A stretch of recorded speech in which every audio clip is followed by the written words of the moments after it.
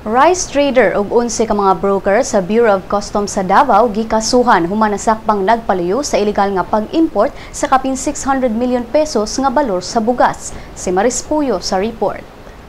Rice trader ug 11 ka mga brokers sa Bureau of Customs gikasuhan human nasakpang illegal nga mi-import og mga bugas nga may balor og kapin sa 600 million pesos.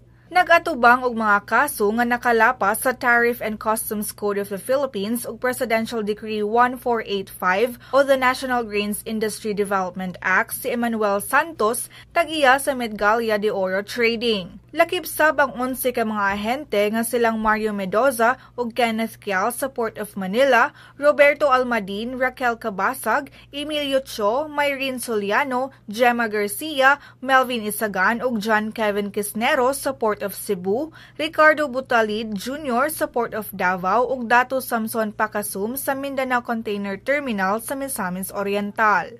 Matud ni Charo Lagamon sa BOC Public Information and Assistance Division nga nagikan ang kaso human nasayrang niadtong Hulyo ngadto sa Agosto sa miaging tuig ang trading company mi-import og 16 metric tons nga bugas gikan sa Thailand ug Singapore. Nasutang nakalusot ang mga bugas bisag walay import permit sa National Food Authority tungod kay gitabangan sa mga ahente sa nagkadaiyang parte sa Pilipinas. Si Customs Commissioner John Sevilla nipasabot nga ang pamaligya og bugas usa ka panginabuhian sa mokabat 2.4 milyon nga mga mag-uuma sa Pilipinas nga posibleng maapektuhan sa mga sobra nga pag-import og mga bugas gikan sa gawas sa nasod.